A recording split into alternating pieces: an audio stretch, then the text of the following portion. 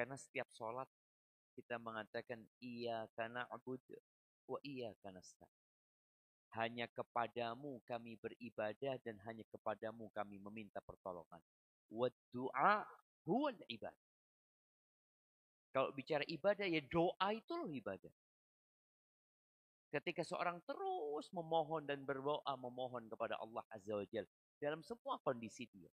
Sampai betulin sandalnya dia berdoa memohon kepada Allah. Apalagi memulai awal bulan. Yang kita nggak tahu apa yang akan terjadi esok hari. Pekan depan. 2 pekan lagi.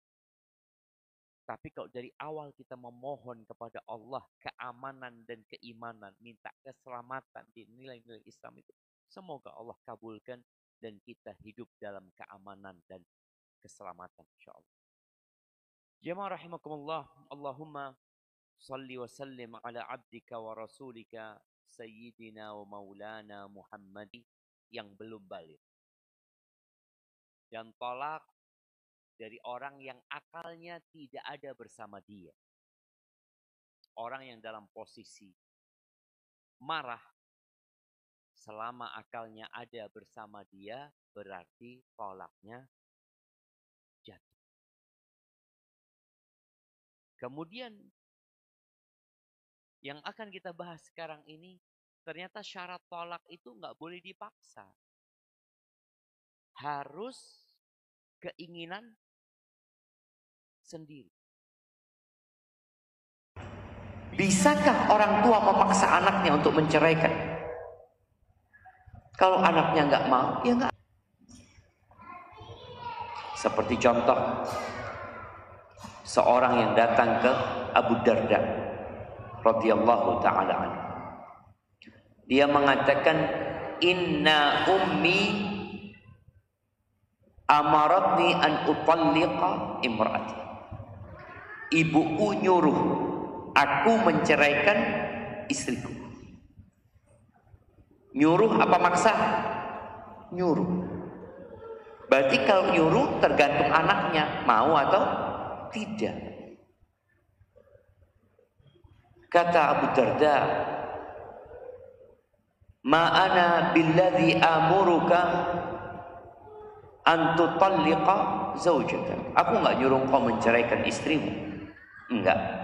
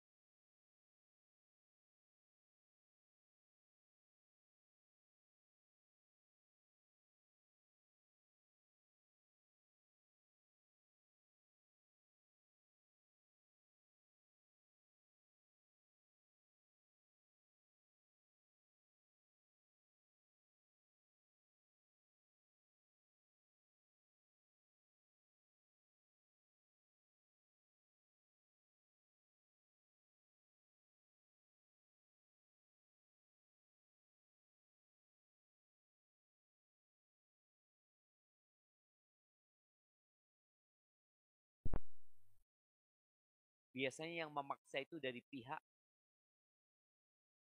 mertua. Kalau dari orang tua biasanya nggak maksa, cuma menyuruh, cuma meminta. Tapi kadangkala dari pihak mertua datang bapaknya, datang kakak beradiknya, karena merasa putri mereka didolimi sama kita, yang mengatakan, engkau ceraikan fulana. Atau kalau tidak, kami gantung. Atau kami bakar rumah. Pokoknya hal yang membahayakan jiwa dan harta dia.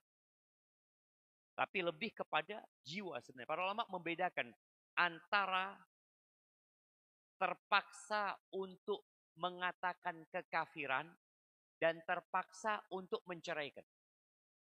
Kalau terpaksa untuk mengatakan kekafiran itu nggak cukup dengan ancaman. Harus disiksa, harus dipukul. Baru dia boleh mengatakan ucapan kekufuran.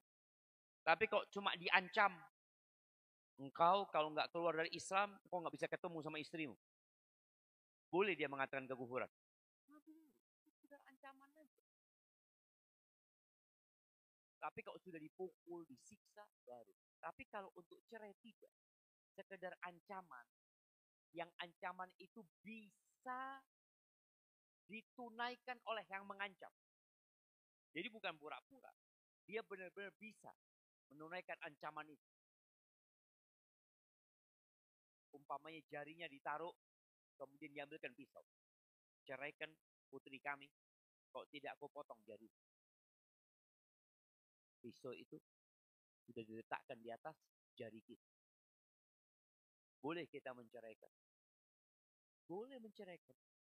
Tapi nggak jatuh. Maka di sini penting. Kita tetap niatnya tidak menceraikan.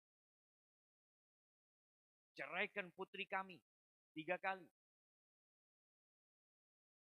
Kau ceraikan. Aku ceraikan engkau.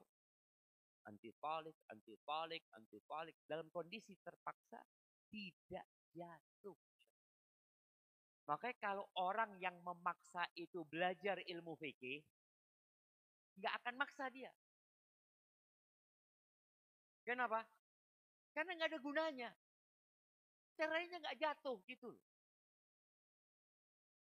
Ini berkaitan dengan emosi dan marah. Maka kalau ada orang yang melihat kebersamaan putrinya dengan kita itu mudarat, maka nggak perlu maksa. Tapi kalau dipaksa nggak jatuh. Atau perampok yang rupanya dia jatuh cinta sama istri antum. Atau penguasa yang dia ingin dengan istri antum lalu memaksa antum untuk menceraikan, tidak jatuh. Dan ini pendapat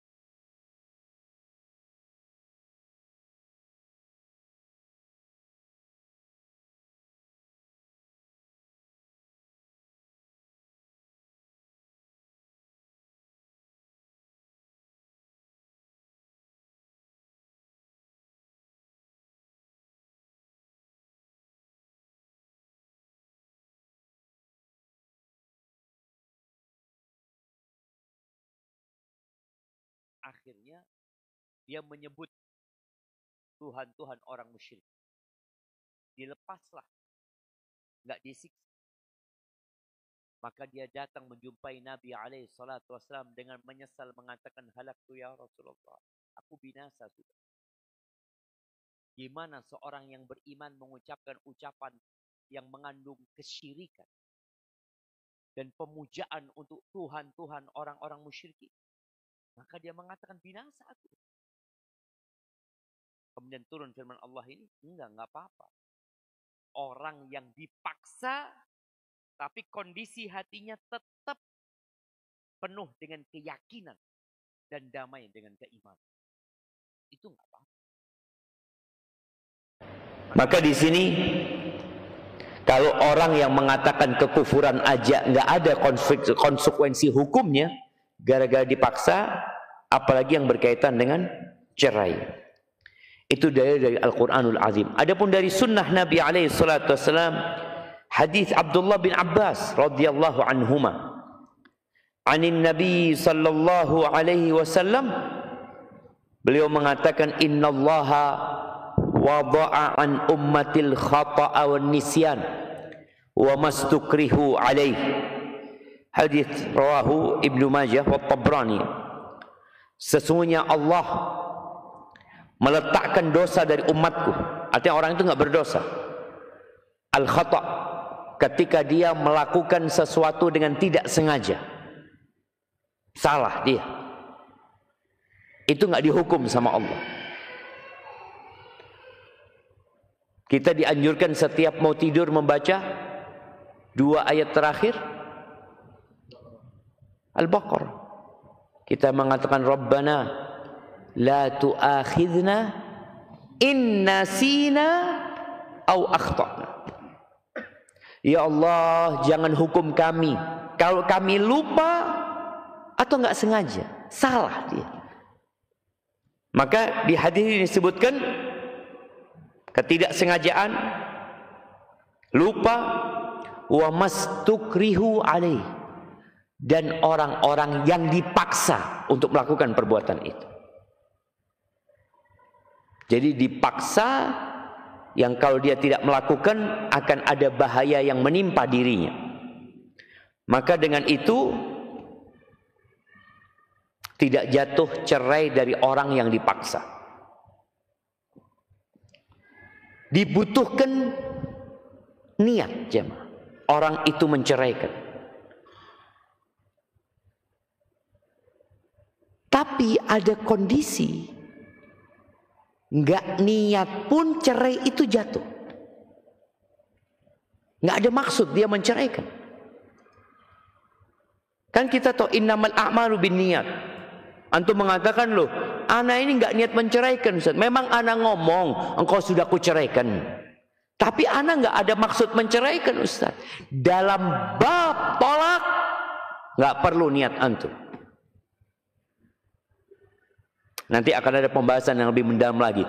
Tapi yang akan kita bahas ini, orang yang bermain-main, bergurau dengan lafaz tolak yang sharih, yang maknanya hanya cerai, maka jatuh cerai itu. Ngomong sama sahibnya, "Hei, aku sudah ceraikan istriku." Jatuh cerai enggak ya? Jatuh cerai. Dia mengatakan, "Oh, engkau serius ke?" Enggak, anak gurau. Jatuh cerai. Enggak perlu ngomong itu sama istrinya, enggak harus ada istrinya. Dia boleh membuat pernyataan itu kepada sahibnya. Atau dia ngomong di dirinya, naik motor dia. Naik motor, dia mengatakan, "Aku sudah ceraikan istriku." Jatuh cerai. Tak boleh main-main dengan kata-kata tolak. Tapi kalau omongan itu masih di dalam hati, maka tidak jatuh cerai. Tapi kalau sudah keluar ke lisan antum, dan antum dengar ucapan itu, jatuh cerai. Istri anak tapi nggak tahu Ustaz. Allah tahu. Nah, istri antum nggak tahu. Maka jemaah hati-hati. Ma yalfidhu min qaulin illa ladaihi raqib atid. Tidak ada sesuatu yang keluar dari ucapan melainkan ada yang mencatat dan menyimpannya. Maka tolak dari orang yang bergurau apabila lafadznya sharih itu jatuh cerai, bahkan disebutkan adanya ijma dalam hal ini. Kok bisa Ustaz? Ya karena dia melakukan itu tanpa ada paksaan. Dia melakukan sesuka hati dia kan. Kan maunya dia mengatakan itu. Sedangkan dia nggak tahu Ustaz, anak pikir nggak jatuh cerainya Ustaz. Prasangkamu tidak membuat talaknya tidak jatuh. Itu kan hanya prasangka. Dan engkau maksudnya memang cerai, cuma gurau. Maksudmu dengan ucapan itu benar-benar cerai, tapi engkau bergurau. Dalam rangka apa? Ngeprank istrinya. Ngeprank. Jatuh jemaah. Taib. Karena sebenarnya tadi kata-kata, pokoknya lafadznya sorry, jelas, lugas, dan antum mengucapkannya dengan keinginan antum, walaupun niatnya bukan menceraikan, tetap jatuh cerai. Nabi SAW mengatakan, salasun jidduhunna jiddun wa hazluhunna jiddun. Ada 3 perkara yang seriusnya serius, yang guraunya serius. Talak, nikah, raja, rujuk atau itik atau membebaskan. Umpamanya antum ini yang mahasiswa di kamar bergurau sama temannya, engkau punya adik perempuan kan, katanya. Iya, kata dia. Siapa namanya? Namanya Alia. Bismillah lah, nikahkan aku sama dia, kata dia. Dan anaknya ini adiknya, apa, walinya. Ya sudah, aku nikahkan kau dengan adikku. Saya terima. Gurau ya? Tidak ada. Saya terima. Jadi jemaah, kita kan sekarang berpikir nikah itu harus di KUA, nikah itu serame-rame. Enggak perlu, kan kita udah bahas.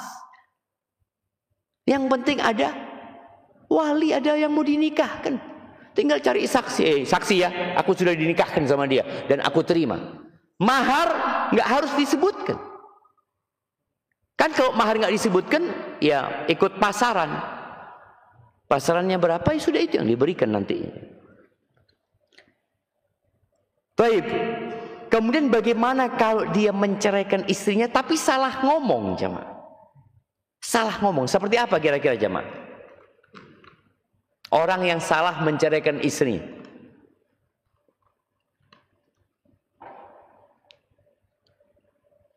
Nah,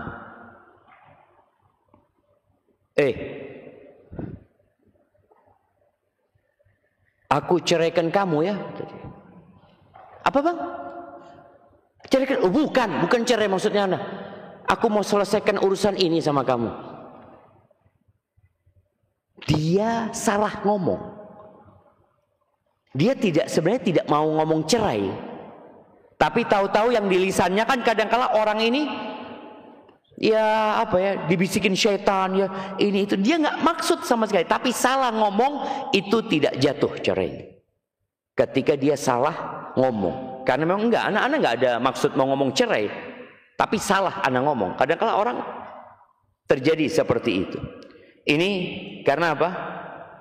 Karena tadi hadis yang menyebutkan bahwa Allah Allah meletakkan, dia tidak menghukum karena salah, itu nggak sengaja, kemudian karena dia lupa dan karena terpaksa. Tapi bagaimana orang yang ragu, aku ini sudah menceraikan istriku apa tidak ya? Dia ragu. Mungkin dia pernah ngomong sama sahibnya, dia mungkin pernah ngomong sendiri, dia menceraikan istrinya. Lalu dia ragu, jatuh cerai atau tidak? Tidak, jemaah. Karena hukum asalnya nggak terjadi perceraian. Dia masih suami istri yang sah, belum terjadi perceraian. Jadi adanya keraguan tidak kemudian menyebabkan dia menceraikan istrinya. Kembali kepada hukum asal, pernikahannya tetap terjaga. Apa dalilnya? Dalilnya hadis Abbad ibn Tamim dari pamannya, bahwa pamannya ini mengadu, atau ada seorang yang mengadu kepada Nabi SAW. Orang ini mendapatkan sesuatu di perutnya, jemaah. Kadangkala antum sholat itu karena perutnya lagi kurang enak, kayak ada suara ya, kucuk. Ini batal apa enggak sholat anak ya? Apa kata Nabi SAW? Ketika orang ini tanya, ayak tok sholat, apakah hal itu memutuskan sholatnya, batal jadi sholatnya? Jawab Nabi SAW, la, enggak. Jangan ngikutin perasaanmu itu. Hatta yasma'a sautan au yajid rihan. sampai dia mendengar suara angin itu keluar atau mencium bau. Jadi selama dia ragu, maka jangan sampai dia memutuskan sholatnya, lanjutkan sholatnya. Maka orang yang ragu di sini, subhanallah, ada pembahasan yang berkaitan dengan keraguan ini. Bagaimana kalau ragu di syarat yang dia buat, kalau syarat itu ada maka istrinya cerai. Contoh ya, Al-Imam Nawawi memberikan contoh ya. Kalau seorang menggantungkan talak dia akan terjadinya sesuatu, atau dengan terjadinya sesuatu itu dan dia ragu, maka nggak jatuh cerai. Contohnya ini, ada seorang suami ngomong sama istrinya, kalau burung itu gagak, engkau cerai. Antum tahu jemaat, kadang kala suami istri ini kalau sudah sakit hati ya di antara mereka tuh, kalau burung itu burung gagak, engkau cerai. Kemudian ragu, itu burung gagak apa bukan ya?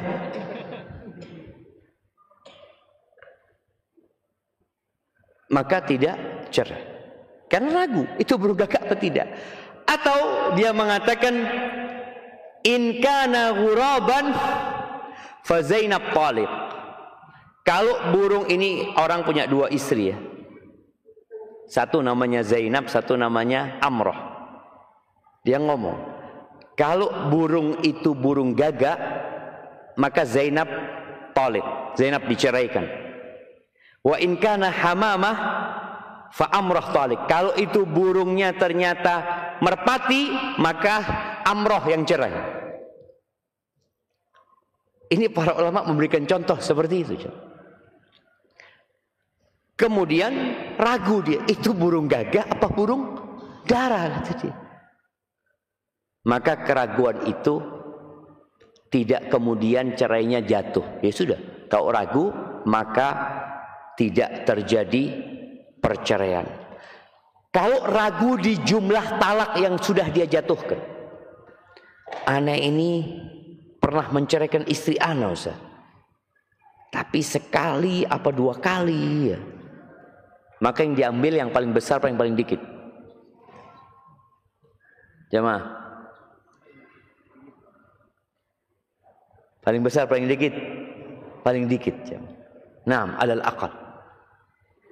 Karena hukum asalnya ya dia nyeraikan cuma sekali. Yang kedua ini yang ragu. Yakin satu ya yakin dia. Seperti kalau antum sholat ragu antara 3 atau 4, maka antum ikut yang terkecil, berarti 3. Karena itu yang tadi yang paling kecil itu adalah yang diyakini. Taib ahibati fillah, itu pembahasan syarat talak. Yang pertama, orang itu harus baligh. Yang kedua, akalnya harus ada bersama dia. Dia tidak gila, dia tidak mabuk. Kita udah bahas, kalau mabuk dibuat dia, maka tetap jatuh cerai menurut pendapat yang lebih kuat. Tapi kalau mabuknya bukan karena dia yang membuat, boleh jadi dia mabuk karena obat yang disuntikkan oleh dokter ya atau apa, maka kalau dia sampai mengucapkan ucapan talak, maka talaknya tidak jatuh. Dan yang ketiga tadi yang kita bahas, syaratnya dia tidak boleh dipaksa, tapi dia mengucapkan talak itu karena kemauan dia. Walaupun dia gurau, tapi dia mau mengatakan itu, maka jatuh cerai. Ahibati fillah, kita akan masuk ke pembahasan tentang lafaz cerai. Seperti apa sih lafaz cerai yang dikatakan tanpa niat pun jatuh cerai? Karena ada kinayah. Kinayah ini kata kiasan yang membutuhkan niat. Seperti seorang suami yang mengatakan, sudah, pulanglah engkau ke rumah orang tuamu. Sudahlah engkau bawa semua barang-barangmu sana. Engkau kayaknya hidup sama orang tuamu sana, sudah nggak usah kesini lagi engkau.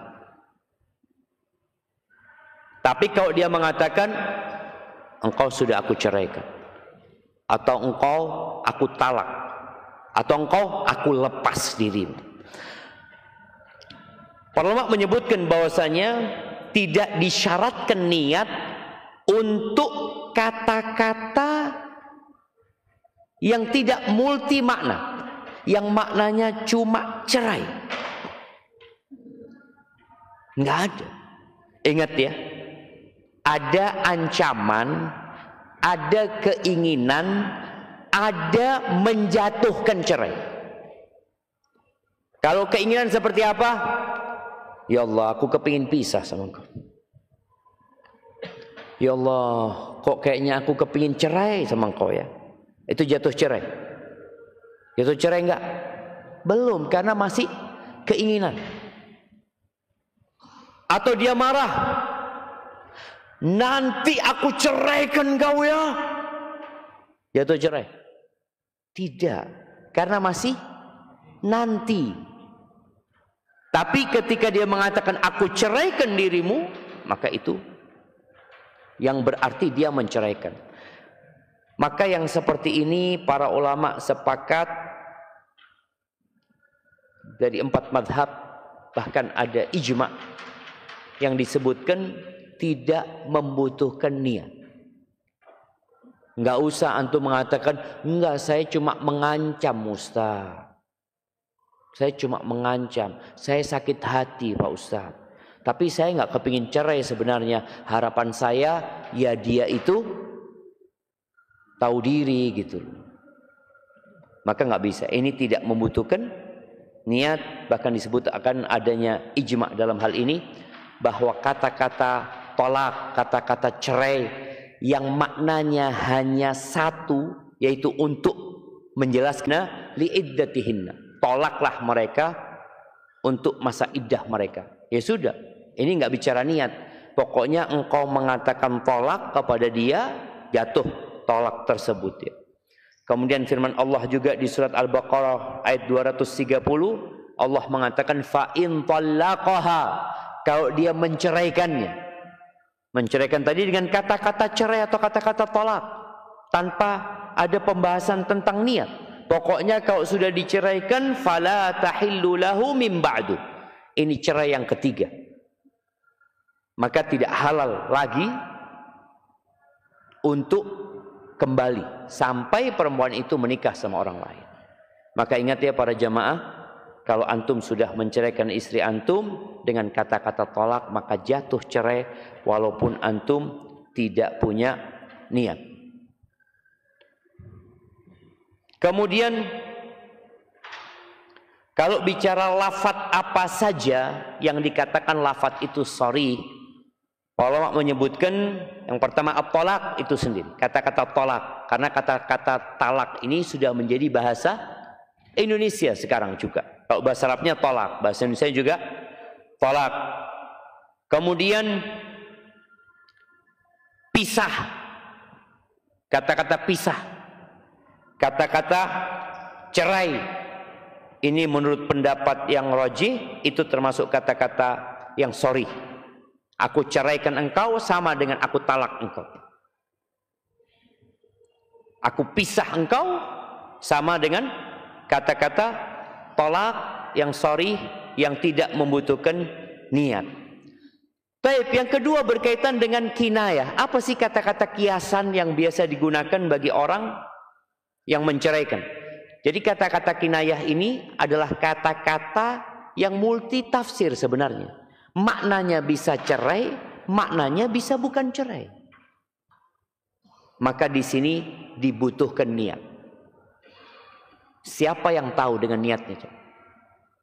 Istri? Apakah istri tahu? Jamaah. Ada seorang pemuda yang tanya. Dia mengatakan, Ustaz, anak itu pernah mengatakan kata kiasan tolak kepada istri ana. Mungkin dia mengatakan, sana sudah pulang ke rumah orang tuamu. Tapi ana ragu, Ustaz. Ana niat apa tidak untuk menceraikan dia. Namun ana ngurus surat cerai. Ana ngomong, kalau antum ngurus surat cerai berarti antum niat lah. Seperti itu. Jadi dia ini bingung. Tapi dia ngurus surat cerai, ya berarti niat. Kadangkala orang itu memang dia bingung, tapi adanya perbuatan dia. Umpamanya dia kata, udah sana pulang kau ke rumah orang tuamu. Mana buku nikah? Kasihkan kepadaku. Aku mau ngurus ke pengadilan. Niat kira-kira dia enggak? Ya niat lah. Enggak, ana sebenarnya enggak niat, Ustaz. Ya antum akan dihisab sama Allah pada hari kiamat ya. Karena yang tahu niat itu cuma orang yang mengatakan hal itu cuma. Kemudian berkaitan dengan tolak dengan tulisan. Apakah tolak dengan tulisan itu masuk kinayah atau sob? Dia tuh enggak jawab. Butuh niat tidak? Ada sebagian ulama, loh engkau ceraikan aku? Enggak, maksudnya aku ini contoh dalam bahasa Arab anti tolih. Engkau aku ceraikan. Boleh jadi jamaah. Maka dibutuhkan niat di sini. Talak di tulisan itu menurut pendapat yang lebih kuat di antara para ulama ya, itu masuk kinayah. Walaupun lafadznya sorry, aku ceraikan kamu. Boleh jadi sang suami mengancam istri. Tapi dia nggak ada niat cerai sama sekali. Ini dengan tulisan. Tapi kalau dia mengucapkan telepon via telepon atau istrinya nggak ada, dia teriak aku ceraikan fulan, aku ceraikan fulan, cerai. Ya tuh cerai itu jamaah. Tapi kalau tulisan dibutuhkan niat. Barakallahu fikum. Semoga kita berhati-hati ya dengan kata-kata tolak ini. Atau pernikahannya sudah lama, kan suami dari istri. Nggak ada ceritanya setan itu kesian. Ya Allah, ini orang sudah tua, sama-sama tua ya, nggak usah digodain lah, kesian. Nggak ada jemaah.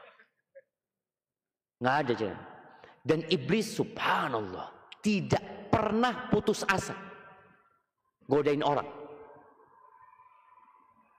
Ustadz ya, aduh kayaknya susah godain ustadz. Udah nggak usah digodain, nggak ada ceritanya jemaah.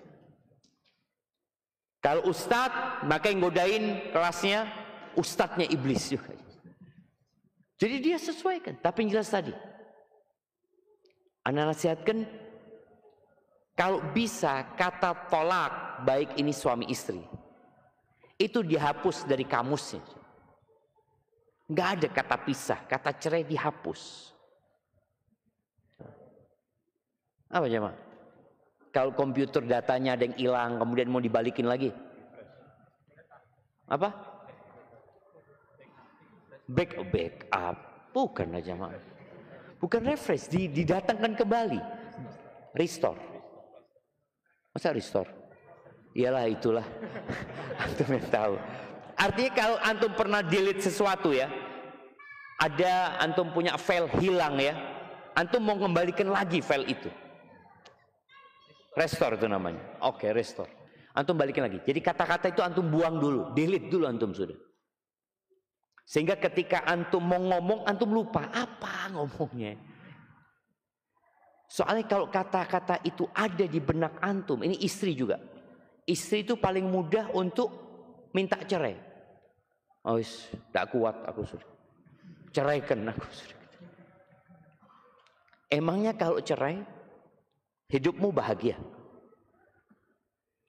Urusan nanti itu. Yang penting aku pisah dulu sekarang. Jangan. Setan tuh berusaha untuk menggambarkan yang buruk itu baik.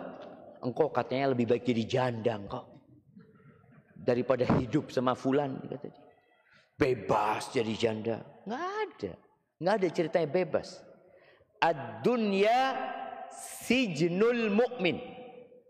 Ingat, nggak ada ceritanya bebas. Dunia ini penjara buat orang beriman, penjara aja, Pak. Antum mau kaya, antum mau sehat, antum mau pejabat, antum mau punya apa saja, tetap dunia ini penjara, tahanan buat orang beriman. Ya antum lihat bagaimana orang yang ditahan. Tahanan kota itu laporannya berapa hari sekali? Seminggu sekali. Kita laporannya sehari 5 kali. Bayangin. Supaya kita paham, kita benar-benar ditahan di sini, di penjara gitu. Pagi kita laporan, zuhur kita laporan, asar kita laporan, maghrib kita laporan, isya kita laporan, besok laporan lagi. Tahanan kota itu boleh jadi bebas nantinya. Tahanan kota seminggu sekali, nanti sebulan 2 minggu sekali, nanti sebulan sekali. Kita sampai mati.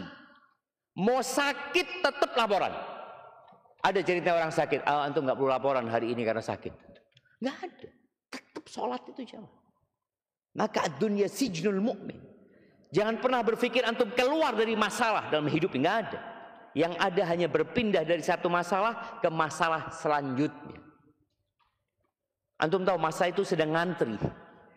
Ngantri, antum selesai, datang lagi. Ya Allah, kok kayak gini ya Allah? Loh, antrian masih panjang, tidak ada masalah. Tinggal bagaimana kita meminta tolong kepada Allah Azza wa Jalla dalam menghadapi masalah-masalah itu.